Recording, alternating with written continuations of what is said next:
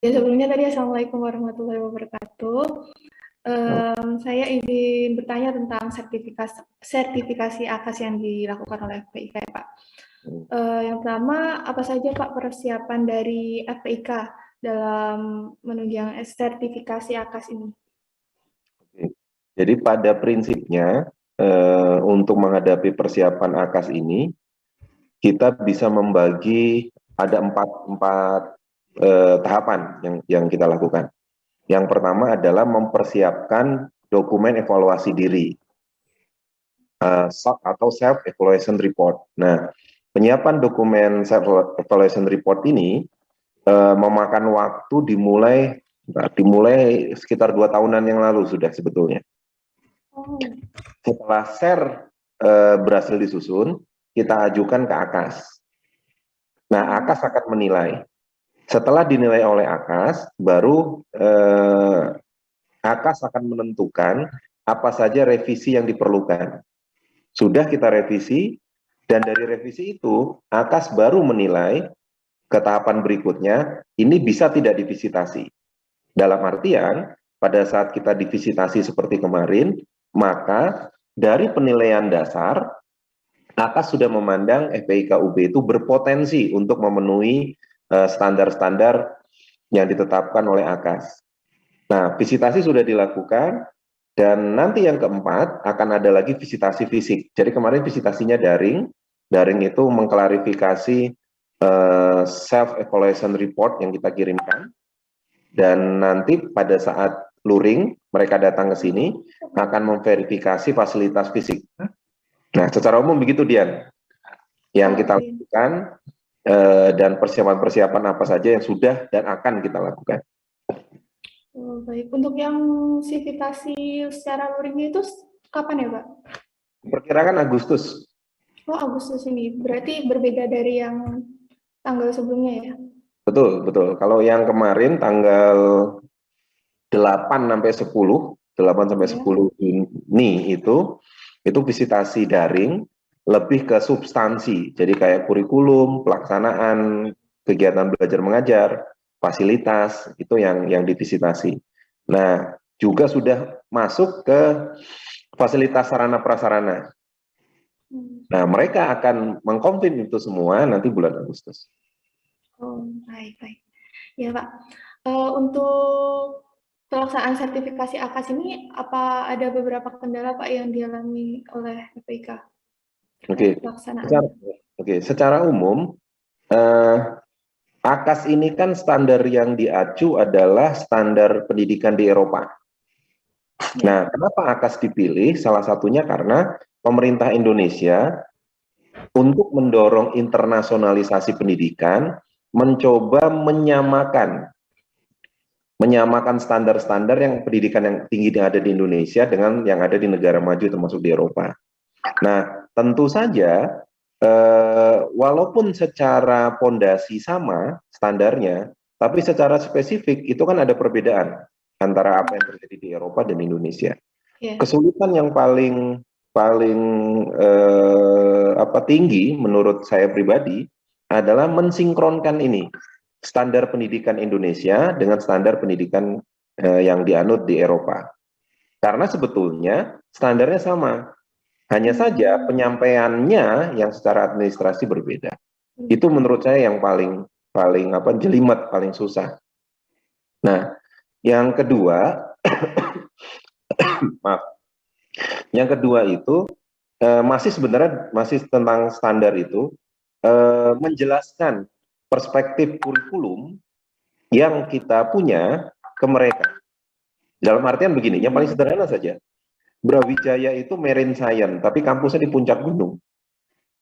Nah, sementara kalau di Eropa biasanya ya kalau marine science ya kampusnya di pesisir. Nah, itu buat mereka menjadi hal yang kok bisa ya, gitu.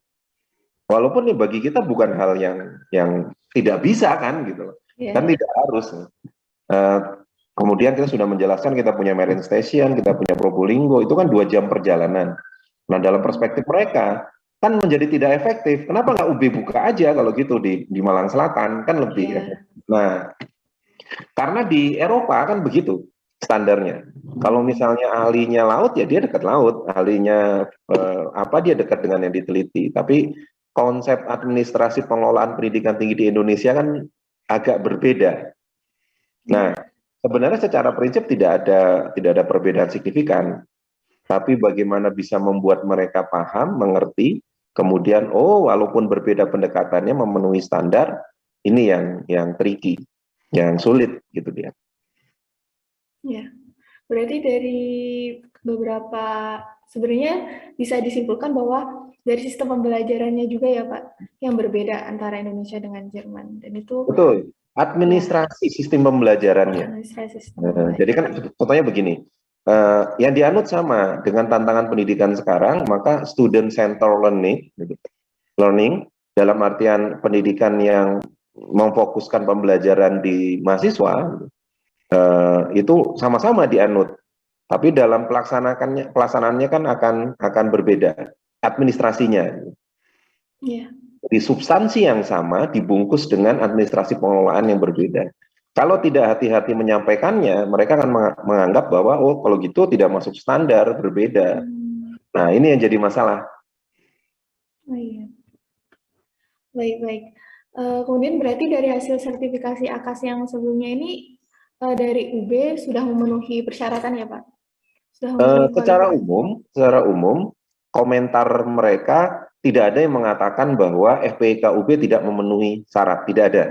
Tapi mereka mengatakan ada catatan-catatan. Ada catatan-catatan yang perlu diperjelas. Seperti tadi, penyusunan kurikulum. Terus yang kedua, penjelasan bagaimana kampus di puncak gunung bisa punya marine science. Nah, itu mereka perlukan. Nah, kita di tahapan sekarang sedang menunggu secara tertulis komentar itu. Jadi kayak bimbingan skripsi. Jadi nanti dengan komentar, tolong diperjelas poin A, B, C, D dan seterusnya. Kita menjawab. Dan tantangan terbesarnya adalah tadi, karena bagaimanapun kita mengajukan FPIK UB tersertifikasi standar higher education Eropa. Jadi suka tidak suka ya harus bisa membuktikan dong memenuhi standar mereka. Iya Pak. Mungkin bisa dijelaskan terkait pelaksanaan sertifikasi AKAS yang lebih rinci, lebih jelas gitu Pak. Oke, jadi pada prinsipnya begini, Uni Eropa itu menggagas satu standar pendidikan bersama. Lalu dari sana di Perancis kemudian mengambil S2 di Jerman dan di negara lain, kan harus punya standar yang sama. Nah, standar ini kemudian menjadi rujukan internasionalisasi berbagai negara, termasuk Indonesia. Apa gunanya? Kalau kita terstandarisasi dengan standar Eropa, maka benar-benar the real internationalized study program itu benar-benar bisa lebih dekat terwujud. Karena kita sudah mencoba memenuhi standar-standar pendidikan ideal yang mereka tetapkan. Yang kedua, kalau ada alumni kita ingin S2, S3 atau bekerja di sana, itu nggak ada masalah. Karena sudah terstandar. Nah, kedepannya dalam visi pengembangan internasionalisasi, sangat mungkin nanti kita membuka kelas internasional, mahasiswa kita misalnya ngambil satu mata kuliah di Jerman, atau juga sebaliknya. Apalagi di era sekarang, hikmah positif dari pandemi COVID kan pembelajaran daring. Nah, itu lebih murah, lebih mudah. Itu bayangan ke depan ke sana. Di tahapan awal ini, untuk bisa mencapai tahapan internasionalisasi yang seperti itu, kita mencoba membuktikan bahwa FPIK UB itu memenuhi standar-standar yang mereka tetapkan. Nah, dan kalau dilihat secara filosofis ataupun standar ideal, tidak ada perbedaan memang. KKNI 6 itu sama dengan level 6-nya mereka. Itu sama. Kalaupun ada perbedaan, itu memang di S2. Di S2 kita tuh lebih rendah dibandingkan S2 mereka. Nah, di S2 kita tuh 7, mereka tuh 8. S3 sama 9. Nah, ini yang menjadi input buat fakultas, buat FPIK, untuk menentukan program perbaikan ke depan. Oke, baik Pak, terima kasih. Kemudian, apakah ada persyaratan khusus Pak terkait dengan sertifikasi akademi seperti pengajuan sertifikasinya? Ya pada prinsipnya begini. Pada prinsipnya mereka menjadikan standar pendidikan di Eropa ya sebagai acuan. Contohnya jumlah SKS yang paling sederhana. Ya mereka mengatakan kalau kami SKS-nya segini, maka di Indonesia juga harus sama dong. Nah, ada sedikit perbedaan di penghitungan jam waktu sehingga dikonversikan. Satu SKS kita itu nilainya kalau di sana 1,5 kalau nggak salah, 1,5 karena dilihat dari jam. Nah, saya melihatnya lebih banyak ke administrasi sebetulnya, administrasi. Dan saya sendiri secara pribadi mendukung ini bukan hanya karena internasionalisasi, tapi saya juga tidak melihat bahwa nilai-nilai lokal itu harus dihilangkan, tidak ada. Muatan pendidikan kayak Pancasila, agama, itu is okay, nggak ada masalah. Nah, yang kita standarisasi adalah pengelolaan proses pembelajarannya dan capaian learning outcome-nya. Itu yang distandarisasi.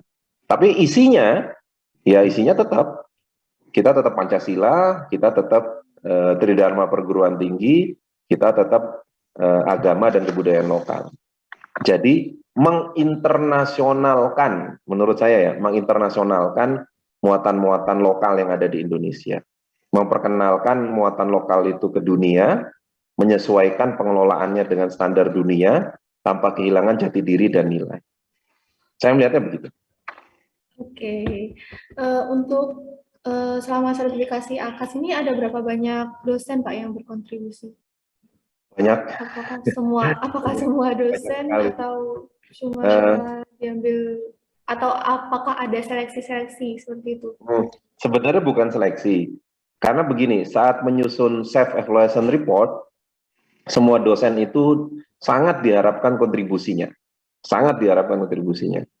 Hanya saja, karena mungkin kesibukan dan pembagian tugas, ada dosen-dosen tertentu yang ditugaskan menjadi tim AKAS.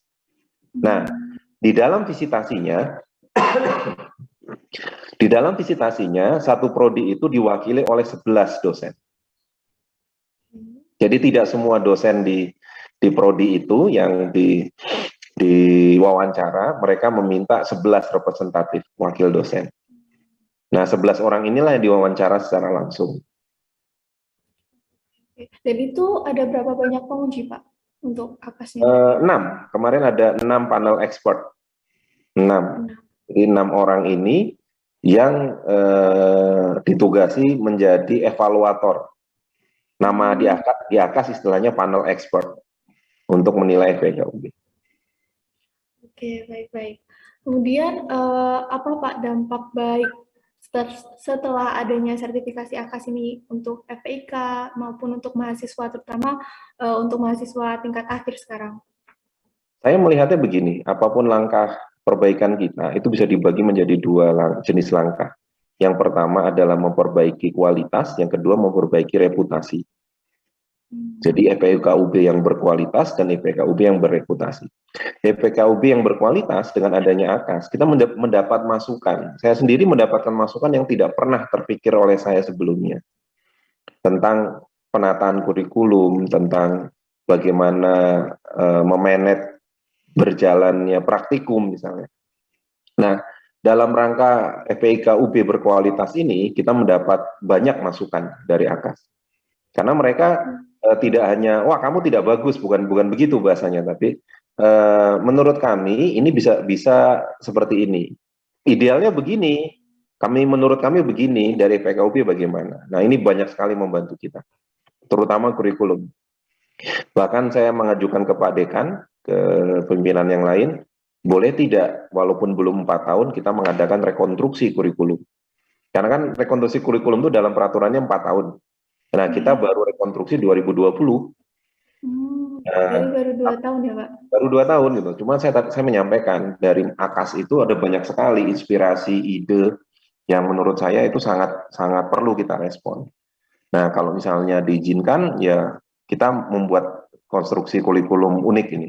Nah, itu sebagai contoh ya, apa yang bisa kita dapatkan.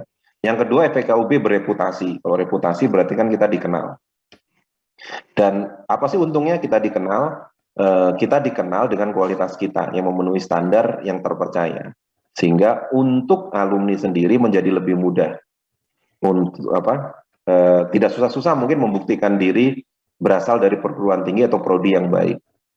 Contohnya ada mahasiswa Dian, prodi apa? Saya THP, Pak. Karena THP nanti tersertifikasi APAS. Jadi cukup bilang bahwa prodi THP tersertifikasi internasional AKAS, sehingga lulusannya dijamin melalui proses yang terstandari AKAS. Itu kan sangat memudahkan. Terus Dian S2 di Eropa, terus universitasnya melihat THP FPKUB tersertifikasi AKAS, sudah nggak ada masalah. Mereka tidak akan mengharuskan matrikulasi ataupun yang lain. Termasuk untuk bekerja di perusahaan. Tersertifikasi AKAS itu bukan satu-satunya, tapi salah satu cara kita menunjukkan bahwa kita memanage dengan terencana, dengan baik. Sehingga kalau mahasiswa melalui proses ini, mestinya alumninya sebagian besar juga memenuhi standar-standar yang baik. Nah, sedangkan untuk FPIKUB sendiri, membuka banyak peluang kita untuk berkolaborasi, untuk meningkatkan kualitas ataupun network yang kita punya.